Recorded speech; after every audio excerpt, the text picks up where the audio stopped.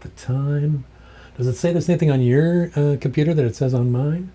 According to mine, oops, wait a minute. Forgot to remove this safety barrier. According to my computer, it's Tuesday, the day the time forgot. I decided to be more of a baritone, doing the Tuesday. This evening, as opposed to other evenings when I'm more, I don't know.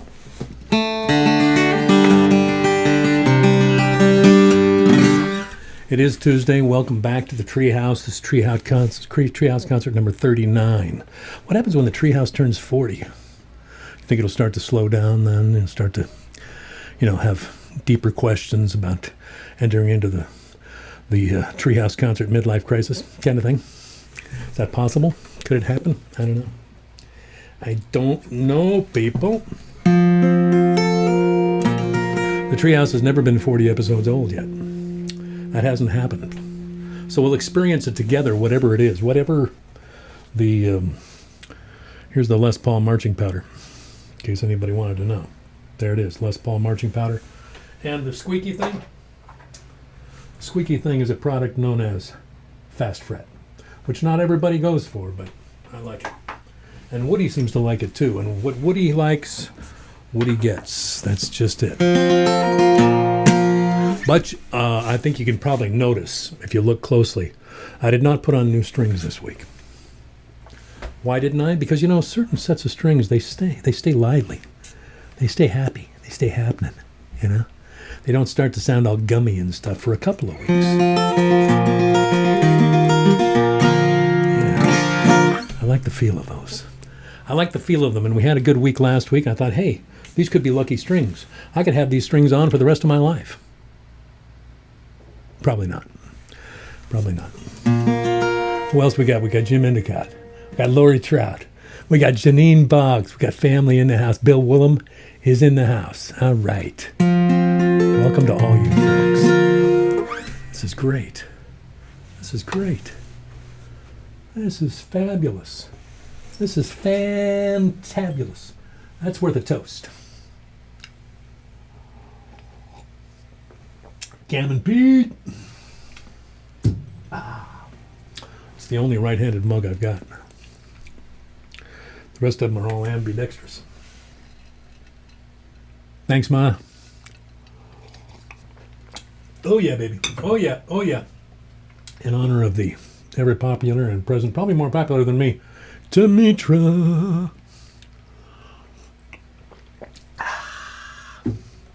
We got any Met Howians? There's Rick Lewis. Hey, you got here just in time, Rick. There you go. To all my Met Howe Valley friends, including Rick and Kathy and Rebecca and Tim and Ray and Sylvia and Brent and, Barry Farmer. And many others. Ed Rundle, he's up there. The list goes on and on. Barry Stromberger, or as I like to call him, Stromberry Burger. I wonder if Mike Price still lives up there. If he does. Hello to Mike Price. Old men are shadows of the way things should have been. On my back porch we gathered to review the wheres and whens. We were not bred for idle time, yet we don't feel ill at ease. 'Cause we can dance around the laughing eyes of the ones we still seem to please. Yeah, we're deep in the third act, close to the fire and the coal sack, like old Abednego and Shadrach, or the moths on the sill. It means we still got the climax, and all the stuff that happens after that. Exchange the hot for the cold facts, just like we probably will. Old men are shadows of the dreams that made them young.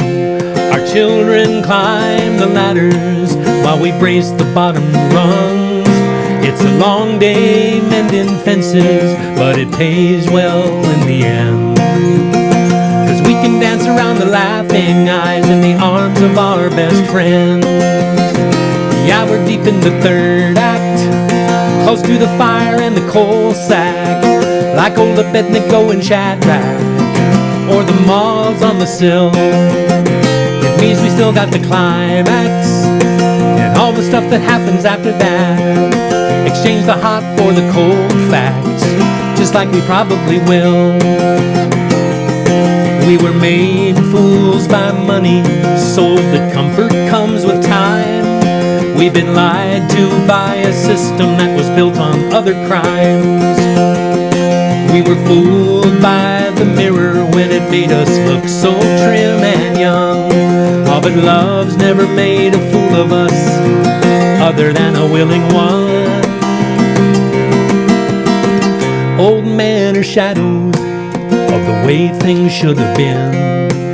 On my back porch we gather to review the wheres and whens. It's a long day mending fences, but it pays well in the end. 'Cause we can dance around the laughing night in the arms of our best friend. Yeah, we're deep in the third act, close to the fire and the coal sack, like old Abednego and Shadrach, or the moths on the sill.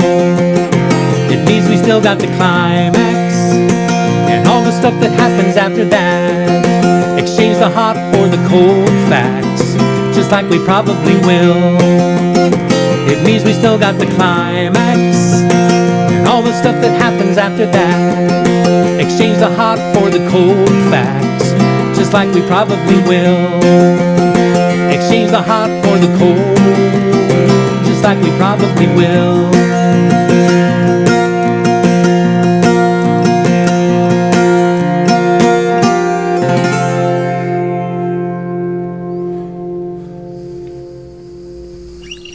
That's called Old Married Men. Yeah. I like that song because it talks about a bunch of guys, a bunch of old guys sitting out on the porch talking about how lucky they are. How lucky they are with their lives, with their wives, with their happiness, with their homes. Because I consider myself one of that company. So I wanted to start with that tonight, to kind of lay the foundation, to say, here's where we're starting. Now, from here we can go any of a number of directions, and I plan to go several. Yes. For those of you keeping score at home, I don't even know what I'm talking about anymore. You know, the green light goes on, I'm somewhere else. I don't know where. I'm in the zone. Yeah, that one. Twilight zone. It's a little past twilight. Has the rain stopped yet? Nope. Still raining. So how's everybody doing? Everybody hanging in there? Everybody taking care of each other? Everybody staying sane? I think it might be more important now than any time in recent history to maintain our sanity.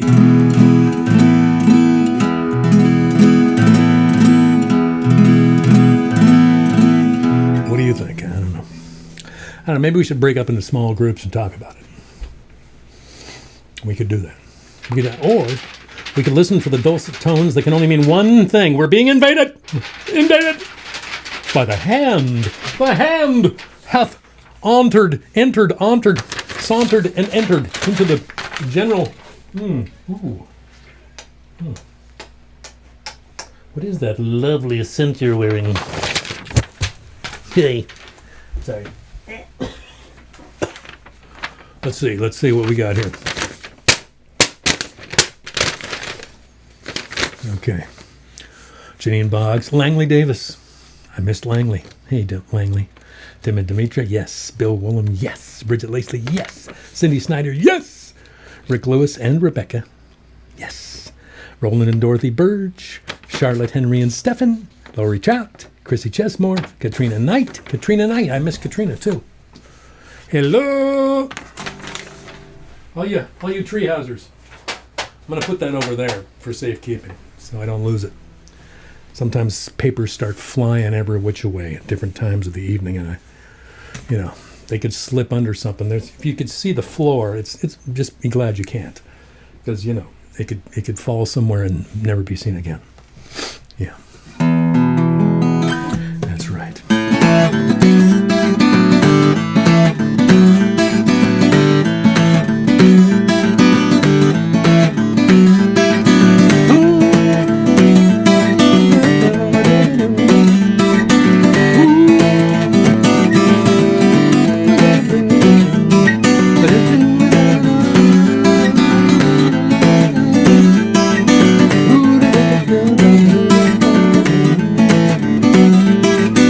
Big teeth, big horn, big daddy storm blows inland. Little baby cry, baby won't buy into his plan. What would appear to be the problem here? An unguarded eagle and a human tear. Step back, kitty rat, study the room you abandoned. For once in your life there are stripes on the sun, and once in your life there is a moment like this one, a moment like this one. Wolf dream, airstream, light up the room with your endings. Dry rot, stove shot, what is that stuff you were spending?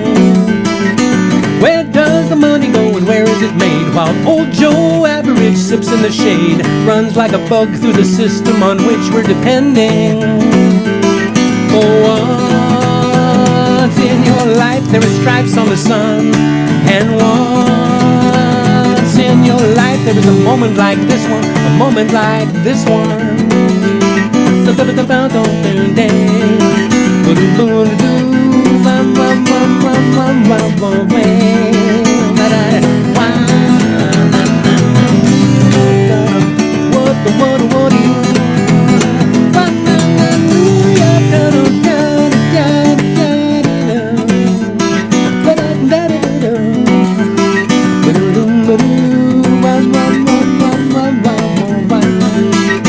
Sick boy, lost toy, shut up, you don't have to tell me. I see the rise in the poles and the swelling repels me.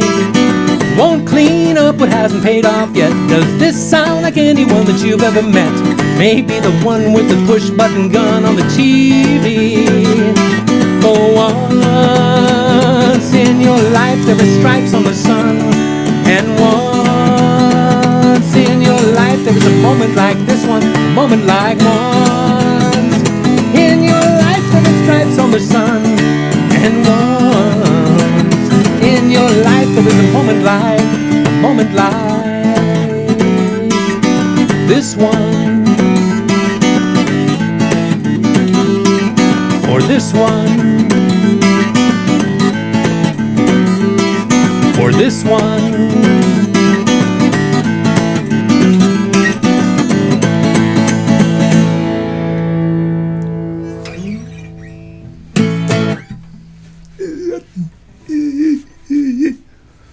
Oh yeah.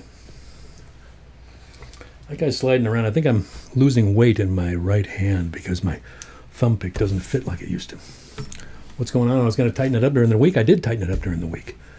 You know, you got to dip it in boiling water, get it to soften up, then then you bend it into shape, and then you run it under cold water, and it's supposed to work. Did you really need to know that? Was that TMI? Was that too much information? Because I don't want to reveal all the deep, hidden secrets of the singer, songwriter, guitar player universe.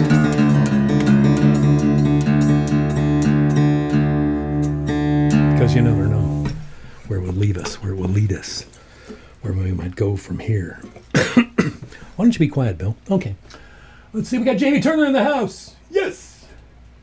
There's Langley. Charlotte, Sally Green. Good evening, Sally. Hope Dan's with you too. What? Did someone hear the death rattle? Oh no, it's the hand! It's the hand coming back! The hand. It's always good news when it's the hand.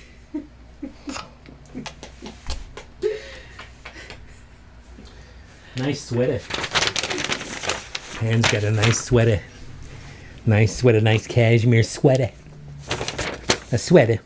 Jamie Turner, Sally Green, Annie and Robert, Jim Endicott, Joyce Hyatt. Joyce.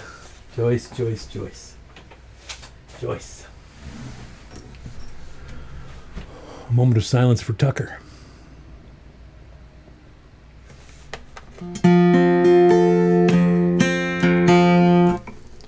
Yeah.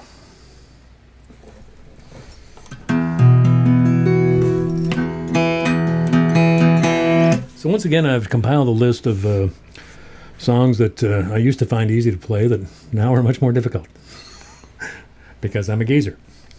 Yes, and these things, my old friends, My old friends, well, they're moving on towards retirement age themselves, and so, yeah. But I don't want them to, I would hate for them to think that I'm in any way, bad-mouthing them, making them think I don't appreciate all their years of service. I do appreciate all their years of service. Really, I do. They helped me write this one.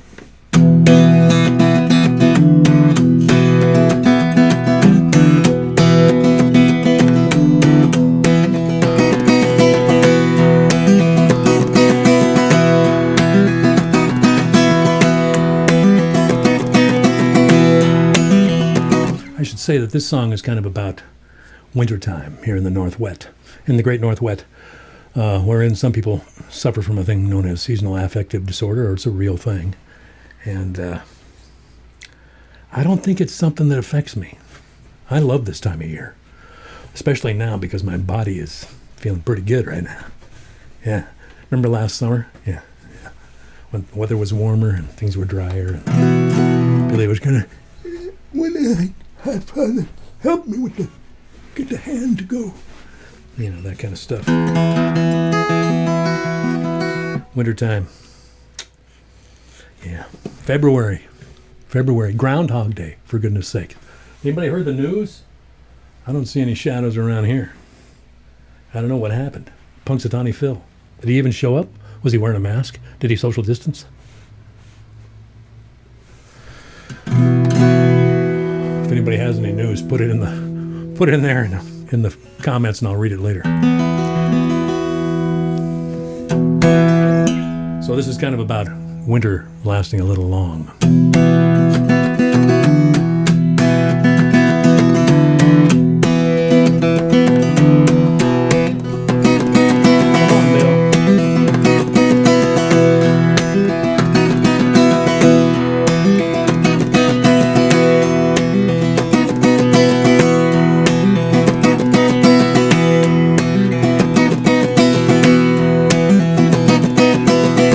Soak the cedar trees as winter lingers, evil leaking weeks. Maybe you can rescue me, this tendency, it's cutting teeth or reaching. Promise me a shoulder and a shove, the layers of a love.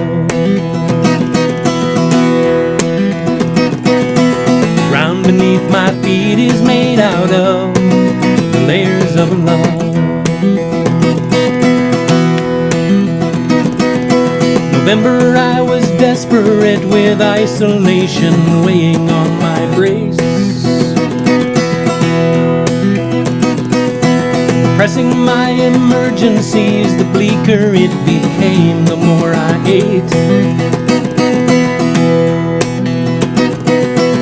What the silent nights remind me of, the layers of a love.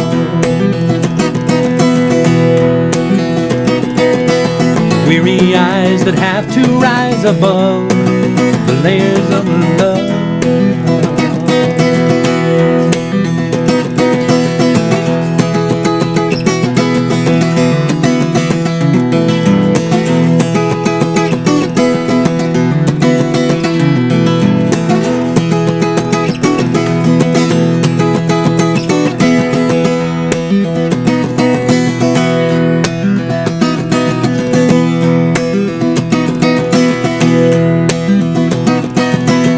Easter week with weaker reason comes on with a tickle and a tease. Faith or hope or television tugging at my cups, saying please. More of what I can't be worthy of, the layers of a love.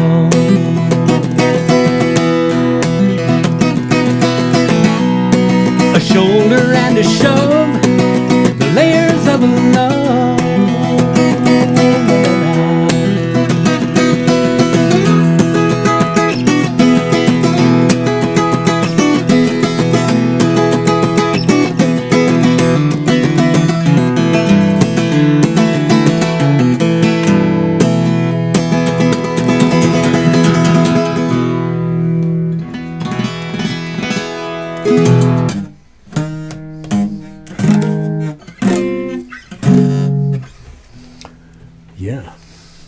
Stuck the landing on that, huh? That's right, friends. What's Bill up to? What's going on?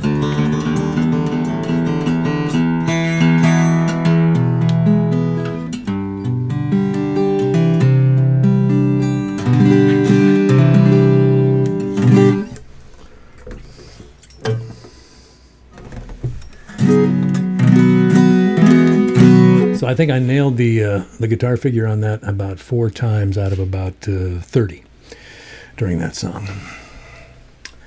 Gonna need to do a little better than that. But what? The hand coming back yet again. Well, that's the problem. See, I'm not able to recover from. I haven't got. Cindy Clark is here. Heidi Muller and Bob Webb is here. Heidi moved to Wallowa. You have winter 9 months out of the year. I tried that for a while. And it worked okay, except the summer. The summer was the problem. Yeah. Groundhog Report. 6 more weeks, according to Punxsutawney Phil. 6 more weeks of winter. Well, you see, should I feel bad that that's good news for me? I don't know. And Heidi, I understand what you're saying. If I could spend my winters in the Wallowas, well, no, I'd have to come back here for the summers. Where can I go in the summer? That's the thing. Where could I go in the summer? Yeah. North to Alaska, you go north, the rush is on. I don't know.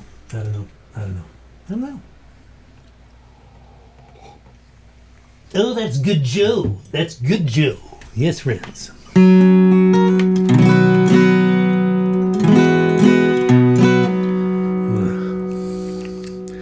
Trying to hear that pick one more time here. I'm going to move into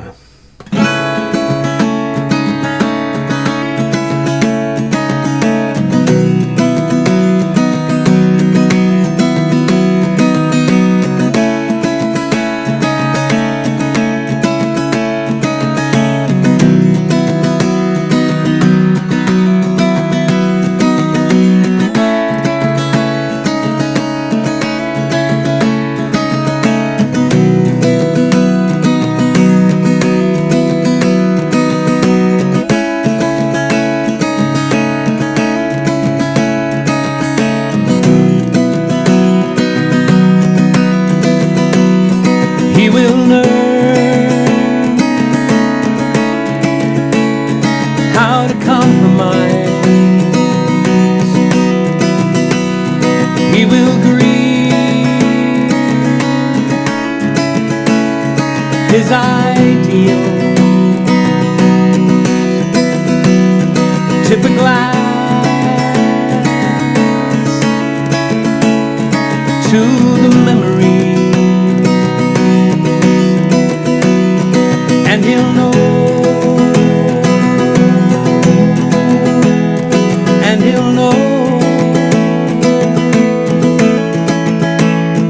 that what took his sister's life just last July was as casual as breathing is to you and I, and that accidental angels get their wings going off the road into a ravine.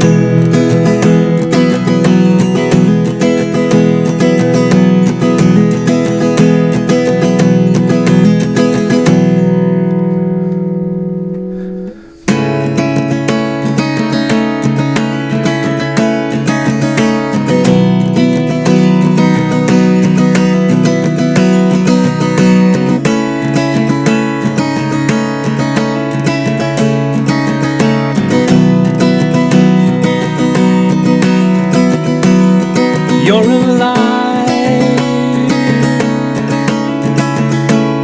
and that's enough for me. We're in love, and that's the gravy. Tip a glass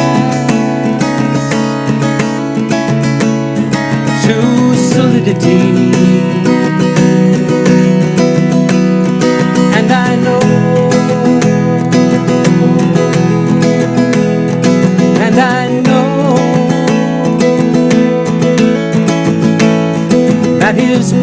still hangs somewhere in your mind, and that suitcase in the closet is still undefined, and that time and feeling steer toward the mysteries, going off the road and into a ravine.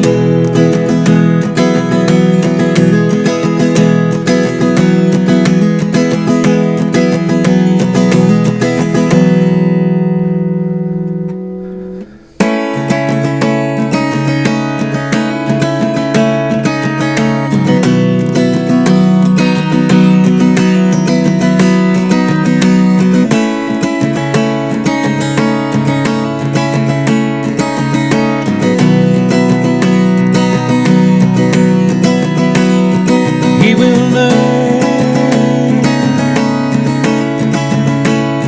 how to compromise. He will grieve his ideal. Tip a glass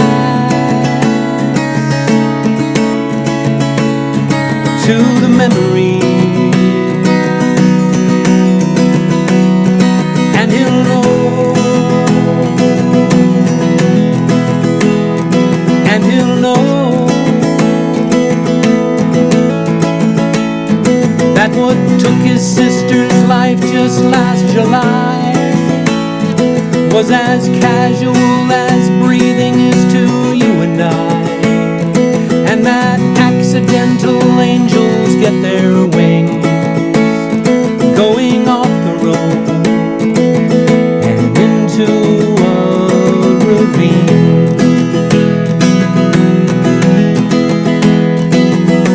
Off the road.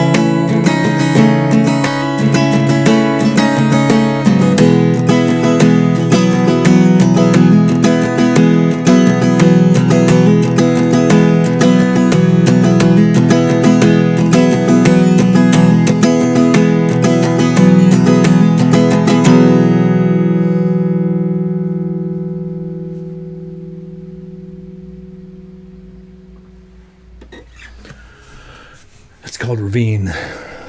It's a hard one to sing. Hard one to sing. It got harder because you know what? I got old. Yeah, that's what happened. That's what happened. You were there.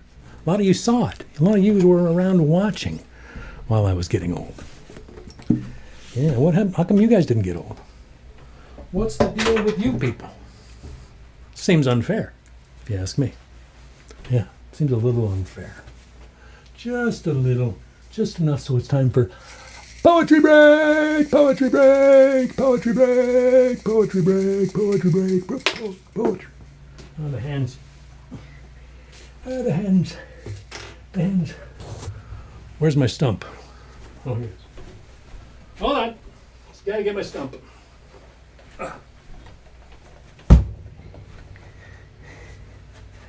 Yeah, one of these days. One of these days, won't be able to lift that to bring it over. That'll be bad. I'll have to have some guys come in and help me. You know, they'll wheel me in on a dolly every week. Yeah, I bet you want to stick around for that, won't you? Won't that be fun? Hey, Taylor. Welcome, Taylor. And Janine. Bill Kaufman. Hey, Bill. Welcome, sir. Rick Lewis, Lynette Hensley. I see Lynette Hensley in the crowd. All right, people. Tonight we're featuring a Pulitzer Prize-winning poet, James Schuyler. James Schuyler. Now I have the collected poems of, but it's a little heavy, you know. I just ordered just today. I ordered the collected poems of Barbara Guest. 600 pages. 600 pages. You'd think these people would, you know, kind of tone it down a little bit. I don't know. Of course, I think I've probably, if somebody puts out one of my collected poems, first of all, it'll sell 3 copies. Second of all, it'll probably be 600 or more pages. Speaking of which, are Kathy and Loris in the house? Kathy and Loris, are they happen to be here? They might be out searching because the last I heard, The poetry books, my poetry books, are in Montana. They're in Montana. So Kathy and Loris they're probably part of this. They've organized a search party and they're out there. Actually, I was going to ask if Kathy and Loris were here, if they could just lean out their windows together and say, "Hurry up with the book!" No big deal. It's supposed to be here tomorrow. I thought, wouldn't it be cool? I was thinking this today. I was thinking, wouldn't it be great if they arrived a day early and I could bring the book, I could bring the box, out here, set it on my stump and open the box of my books right here on the show. On the show. And that didn't happen. Best laid plans and such what. James Schuyler was born in 1923, passed away in 1991. Pulitzer Prize winning poet James Schuyler was a central member of the New York School. He was born in Chicago, spent his teen years in East Aurora, New York, before attending Bethany College in West Virginia. During World War II, Schuyler served on a destroyer in the North Atlantic and remained in the U.S. Navy until 1947. Before moving to New York in 1950, Schuyler lived for 2 years on the Isle of Ischia in Italy, where he worked as a secretary for W.H. Auden. W.H. Auden. Yes. Okay, so now, I've mentioned a couple of times this New York School. We had Ron Padgett a few weeks ago. I've mentioned John Ashbery, Frank O'Hara, Okay, the New York School of Poets refers to a group of experimental painters and a coterie of associated poets who lived and worked in downtown Manhattan in the 1950s and 60s. The painter Robert Motherwell coined the name, playing off the pre-World War II group in Paris, a group of painters that included Pablo Picasso and Henri Matisse. Similarly, the New York School was not an academic institution, but rather a community built on proximity, relationships, and similarities in style, methods, and subject matter. Though stylistic diversity existed within the group, the New York School of Poetry tended to be witty, urbane, and conversational. The poets allowed everyday moments, pop culture, humor, and spontaneity into their work, seeking to capture life as it happened.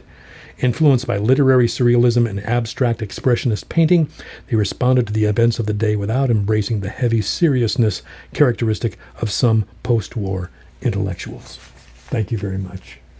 Here endeth the lecture. Now, the first group was basically 5 poets: John Ashbery, Barbara Guest, James Schuyler, Kenneth Koch, and Frank O'Hara. The second generation also included Alice Notley and her husband Ted Berrigan, Bill Berkson, and Ron Padgett. Yes. So, there you go. A little taste of what the New York School is all about. When you hear somebody mention that such and such was kind of a derivative of the New York School, then see you'll be able to say at the party, because I know the New York School comes up at parties all the time, as you recall, but you never quite knew what it meant. It kind of flew by you like it did me until I looked it up. So the next time you're at a party, you'll know what to say when somebody brings up the New York School. And if they start to treat it like it's an educational institution, you can say, no, it wasn't an educational institution. It was a group of buddies. Yeah, that's what it was. So James Schuyler, kind of conversational. He's noted for his poems of the here and now. Here's what's happening right now. I sit at this window, at this table right over here, and I look. The stuff on my desk, it doesn't change much. The stuff out the window doesn't change much. It's the same building across the parking lot, the same cars come and go, the same flagpole over there, the crows come and so you start to notice subtler changes. You get into the minutiae, the littler stuff. This one's called Growing Dark. The grass shakes, smoke streaks, no, cloud strokes. The dogs are fed. Their licenses clank on pottery. The phone rings and is answered. The pond path is washed out grass between green winter cover. Last night in bed I read. You came to my room and said, "Isn't the world terrible, my dear?" I said, "It could be and has been worse." so beautiful, and things keep getting in between. When I was young, I hurt others. Now, others have hurt me. In the night, I thought I heard a dog bark, racking sobs. Poor guy. Yet, I got my sleep. You see? James Schuyler. This one's called December 28th, 1974. I wonder what it's about. The plants against the light which shines in, it's 4 o'clock, right on my chair. I'm in my chair. Are silhouettes, barely green, growing black as my eyes move right to where the sun is. I am blinded by a fiery circle. I can't see what I write. A man comes down iron stairs. I don't look up, and picks up brushes which, against a sonata of Scriabin's, rattle like wind in a bamboo clump. A wooden sound, and purposeful footsteps softened by a drop-cloth-covered floor. To be incubed in flaming splendor, 1 foot on a Chinese rug, while the mad, emotive music tears at my heart. Rip it open. I want to cleanse it in an icy wind. And what kind of tripe is that? Still, last night I did wish. No, that's my business, and I don't wish it now. Your poems, a clunkhead said, have grown more open. I don't want to be open, merely to say, to see and say, things as they are. That at my elbow there is a wicker table. Hortus second, says a book. The fields beyond the feeding sparrows are brown, palely brown, yet with an inward glow like that of someone of a frank good nature whom you trust. I want to hear the music hanging in the air and drink my Coca-Cola. The sun is off me now. The sky begins to color up. The air is here is filled with wildly flying notes. Yes, the sun moves off to the right and prepares to sink, setting beyond the dunes, an ocean on fire. It's just what he's seeing around him. This one's called Good Morning. Morning or heartache. In the night it rained, it misted. The walks are dark with it. The grass is thick with it. In resignation I doff my walking shorts, put on elephant hide or Levi's, bitter coffee. Ray turns to me, speaks her rage, but gently as a gentle woman would. The night nurse means well. Is something else jabbering loudly in the hall at night? An overripe banana. I have yet to learn to speak my rage. Where I go, books pile up. Constable's letters, Balzac, afternoon mem. It's cool enough to shut the window. So I do. Silver day, how shall I polish you?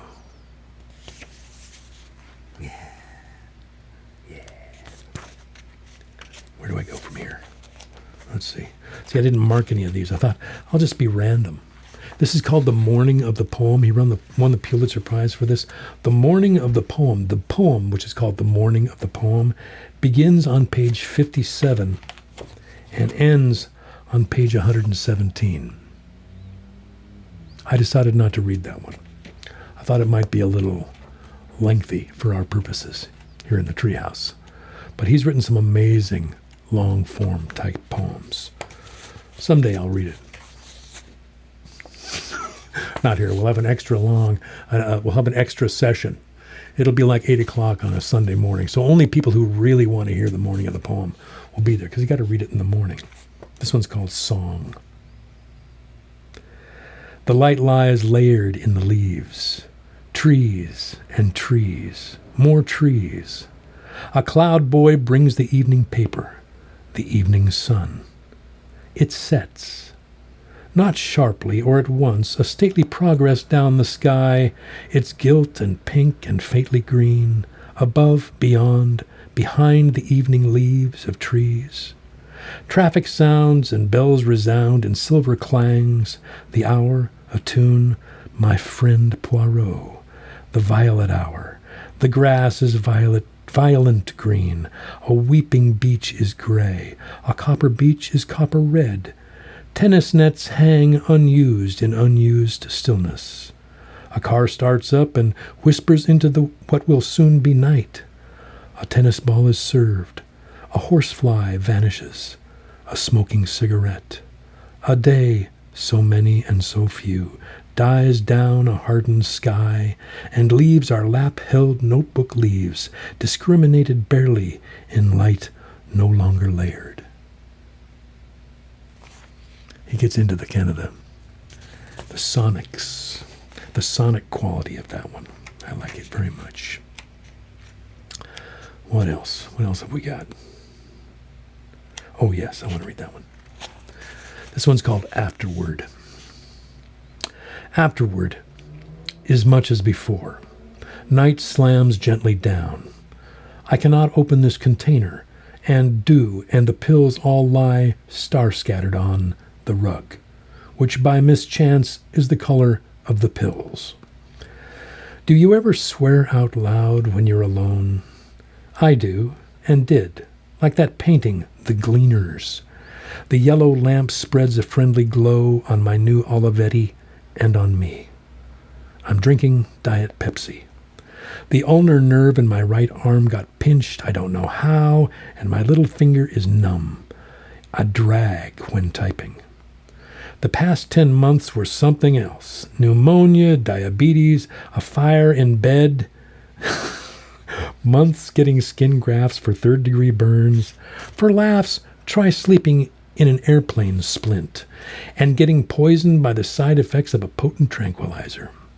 It took 2 more months to learn to walk again, and when I came out feeling great, wham, a nervous breakdown. 4 weeks in another hospital. St. Vincent's, the Neurological Institute, Tower 9 at Roosevelt. You've had too many hospitals, my doctor said. I'm going to get you out of here as fast as I can. And so he did. It's funny to be free again, to look out and see the gorgeous October day and know that I can stroll right out into it for as long as I wish, and that's what I do. This room needs flowers. You know? You know? Okay. A couple more of these. Oh, yeah. You see, I marked the first one I wanted to read, and then if I just flick through pages, I find more. Yeah. Oh, yeah. I got to read that one. Okay. Another short one and then another medium length one. The snow. The snow that fell and iced the walks and streets is melted off. It's gone. I slipped a little as I strode. It's early winter, yet though more and much is yet to come. This gray day, though, is much too warm for snow. The window's up a crack, and I shiver only slightly. I think of you, and then my thought slides on, like slipping on a slightly iced walk. I have no more poems for you, chum, only for the ice and snow. Now, remember I said that he was secretary for W.H. Auden when he was young?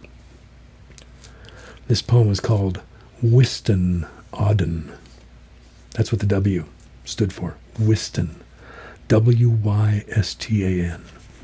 Wystan. I never knew that until I encountered this poem. Now, I've had this book for a while. How did I get this book? Did I write my name in the front? If I write my names, I usually will put the date that I got it. Bill, you can find the title page, really. Your hands work? Nope, I didn't do it. But I think I was still in the Methow Valley when I bought this book, so. Wystan Auden. I went to his 40th birthday party. Was it really 27 years ago?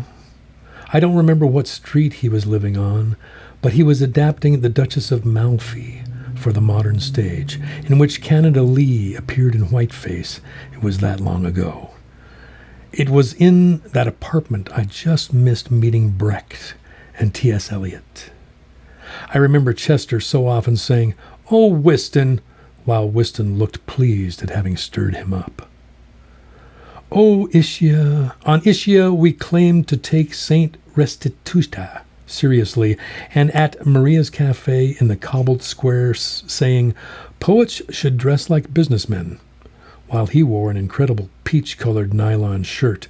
And on Fire Island, his telling someone, you must write each book as though it were your last.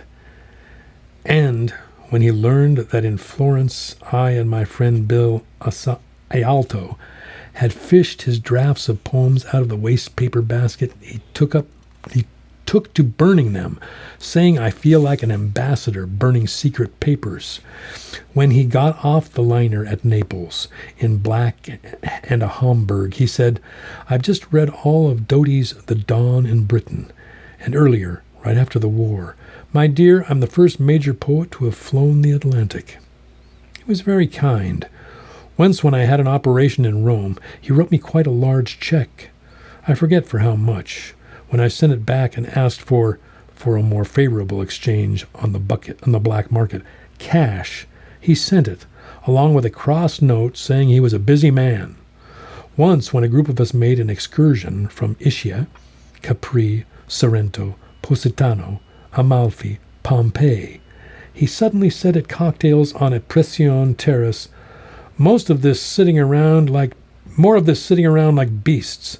He was industrious, writing away in a smoky room, fug, in a ledger or on loose sheets, poems, some of which I typed for him. They're in nones. I don't have to burn his letters as he asked his friends to do. They were lost a long time ago.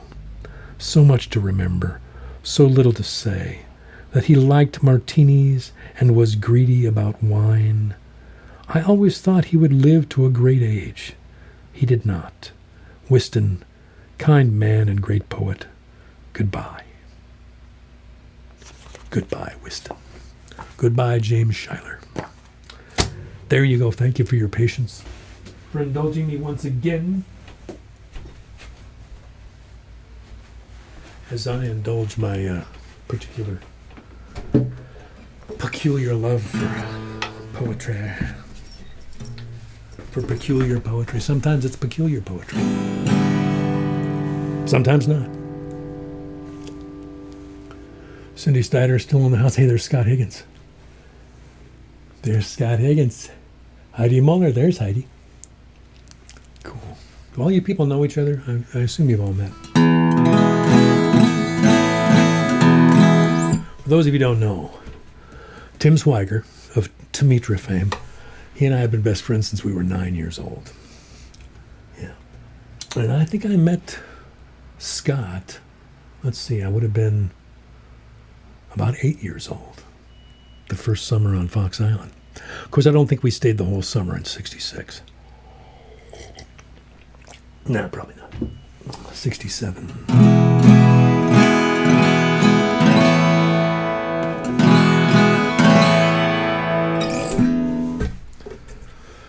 Oy. Do I seem more scatterbrained than usual? I feel more scatterbrained than usual. Of course, last week I felt scatterbrained too. So maybe what's changing is usual. Yeah, I think that happens.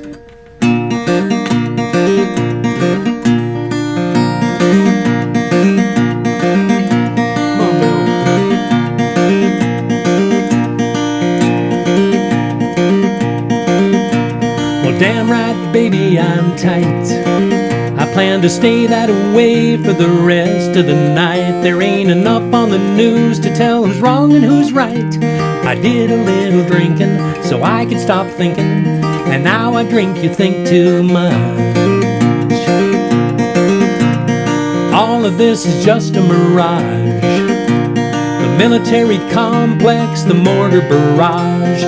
Step into my new mental montage. Well, I did a little drinking so I could stop thinking, and now I drink, you think too much. Well, I was thinking about the Russians again. It's a confrontation, nobody wins. And the next thing I knew, I was diluting my vodka with gin. Now don't try to argue with me. I turned off my head when I turned on the TV. I'm gonna sprout some roots and make like a tree. Well, I did a little drinking so I could stop thinking, and now I drink, you think too much. Well, I was thinking about the CIA. It's a symptom of moral decay. When you're lying in bed and you still gotta watch what you say. Now baby, I think you understand how a thinking man's head can get all out of hand. Well, I got no solutions, but I did have a plan. Well, I did a little drinking so I could stop thinking, and now I drink, you think too much. Well, I did a little drinking so I could stop thinking, and now I drink, you think too much.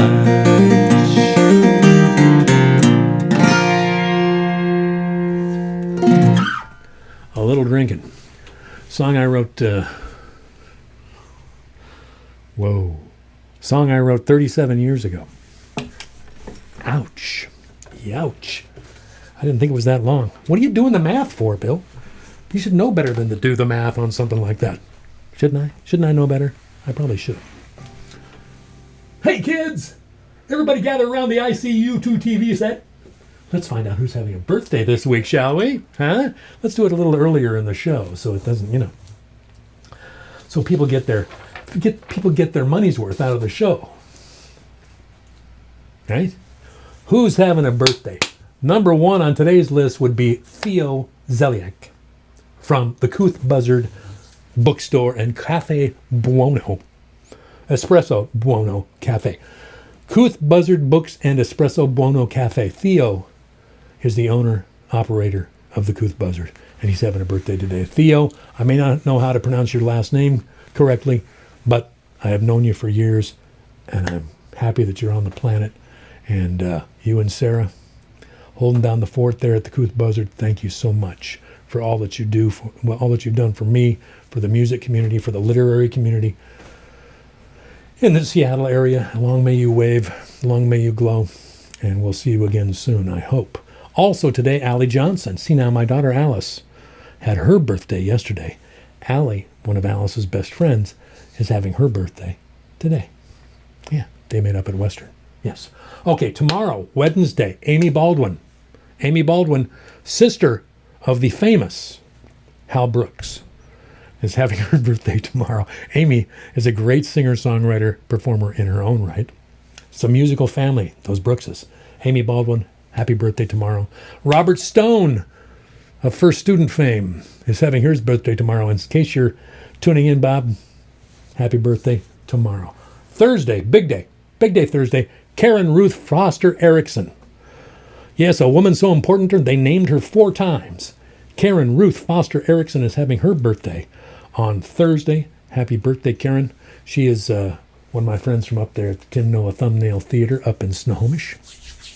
Also on Thursday, a friend of my wife's from back in Sacramento, John Pond, is having his birthday on Thursday as well. Happy birthday, John. Ginny Abdallah, friend from up in the Methow Valley, is having her birthday on Thursday. Also, Thaddeus Spey, local singer, songwriter, multi-instrumentalist, record producer, recording engineer. What doesn't he do? I think he's a world figure skating champion also, and also, I believe he's climbed Mount Everest twice. Thaddeus Spey is having his birthday also on Thursday. Also, Andrew Gray, one of my son James's best friends from middle school and high school from up there in the Methow, is having his birthday on Thursday. Okay, let's move on, shall we? Okay. Friday, we got Denise Camoza Johnson, old friend from high school back in the day, having her birthday on Friday. Saturday, famous name dropping here, Bill Staines. Boom. Mic drop. Bill Staines is having his birthday on Saturday. Famous singer-songwriter, been around forever, is a amazing human being and a great songwriter. Saturday. Sunday, David Franklin and our friend Hayden Reese is celebrating his birthday on Sunday. Happy birthday, David Franklin. I think David's a Snohomi also. And Hayden Reese, the filmmaker who made the film about Robert Bly, the film about William Stafford. Yeah, that's on Sunday. On Monday, an old Victory Music friend, Jill Kennan, is having her birthday on Monday, as is Jasmine Brewer. I think there's a Kathy and Loris connection with Jasmine Brewer, if I'm not mistaken. Yes. Happy birthday to Jasmine. Happy birthday to Jill. Happy birthday to everybody. And if I didn't say your name, it's only because, you're not forthcoming with that information. I wasn't able to get it through Homeland Security, my usual back channels. So, obviously, whatever kind of activities you've been up to, you haven't been raising enough of a stink. You gotta get out there, stir up some trouble. That way I can get your file. I need your file. Okay, where did we leave off in this whole thing? Let's see. Let's see.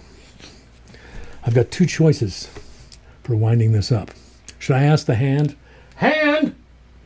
Oh, hand! Excuse me, hand! Yes. I have a question.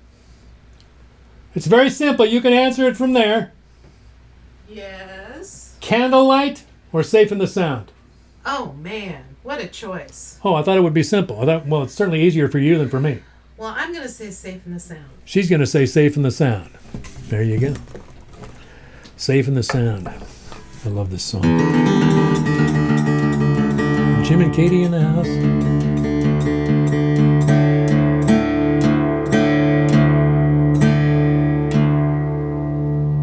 Sally Green is Safe in the Sound, yes. Safe in the Sound is a song I wrote when I was traveling with my friend Jim.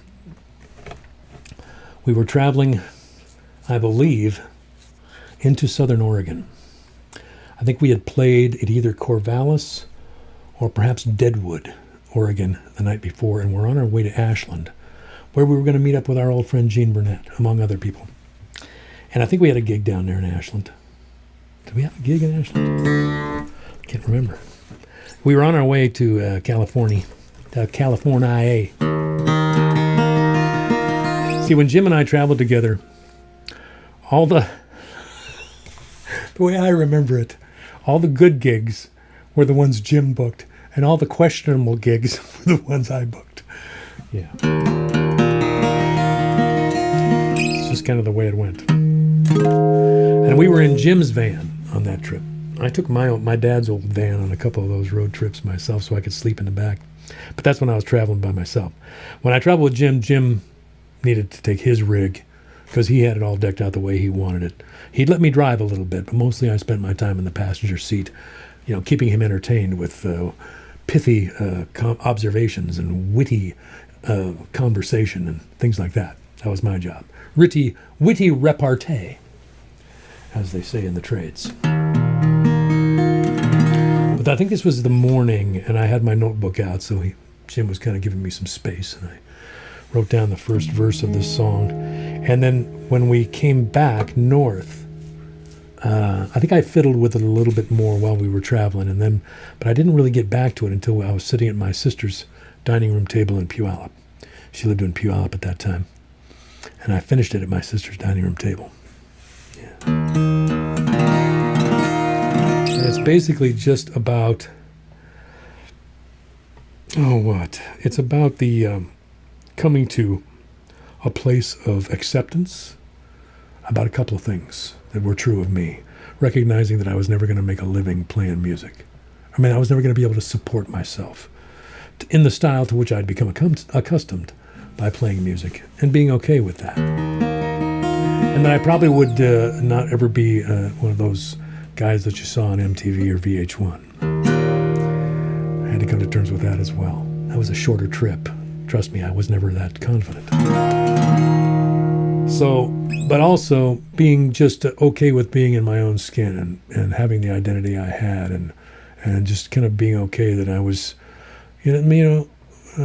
I'd been given some talent and I wanted to use it well, but I just wasn't ambitious enough in a lot of ways. My ambition stopped right about here, performing in front of a small group of people and everybody enjoying themselves, me especially, That's where my ambition stopped. Write the songs, play them for people who you think might enjoy them so that you can enjoy yourself while you're doing it.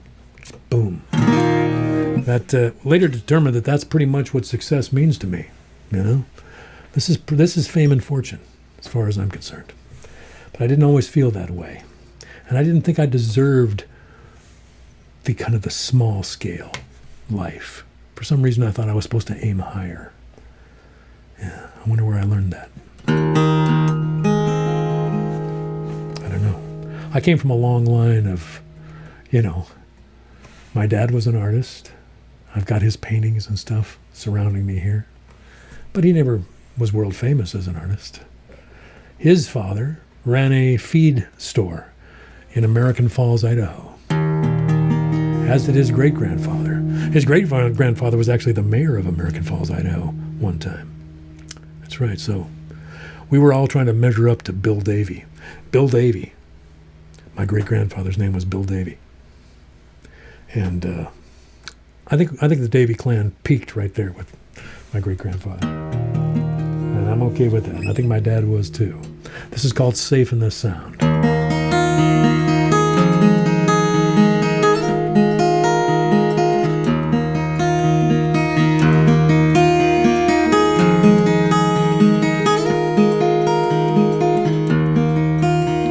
Safe in the sound, I'm writing this down while Jim takes a turn at the wheel, scanning the trees that fly by me for whatever they choose to reveal.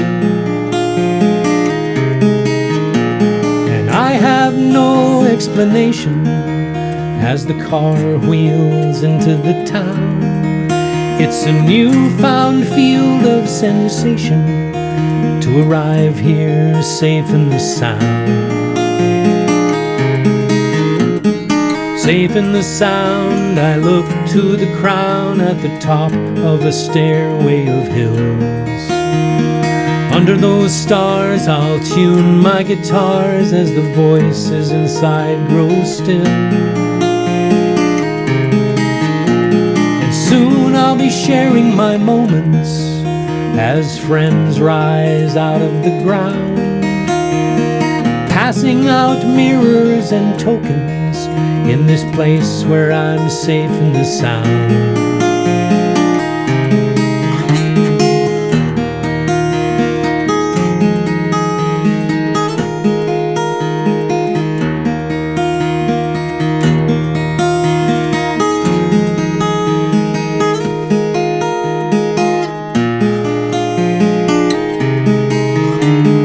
Safe in the sound, I feel you smile down from your house out in back of the blue. And maybe I'm through now crying for you as if only your body were true.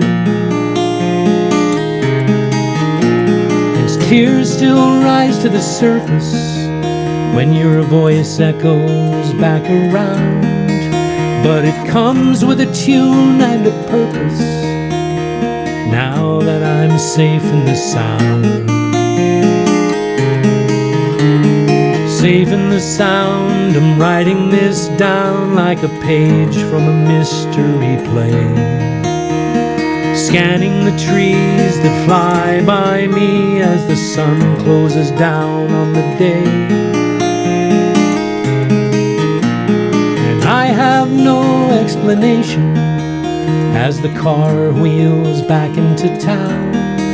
It's a newfound field of sensation to come home safe in the sound.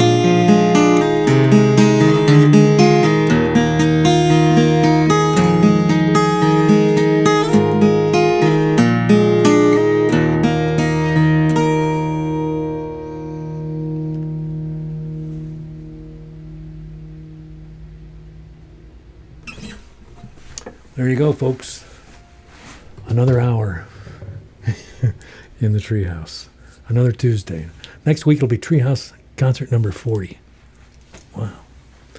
Wow. I might take a week off after that one. I don't know yet, though. I don't want to say anything. Next week is what? It'll be a couple of days. Let's see. Next week is the 9th. of February. That's right. Yeah, I don't think I'm going to take a week off here. Maybe somewhere towards the end, maybe the first Tuesday in March I'll take off. I don't know what I'm going to do. Do I need to explain it to you? I could print out a schedule. We could have a little online calendar that would say, no, that's not. Oops. Just tore my comfort shirt again. Thank you for being here. Thank you for, once again, for making my week. It always does. I always feel like this is the best hour of the week.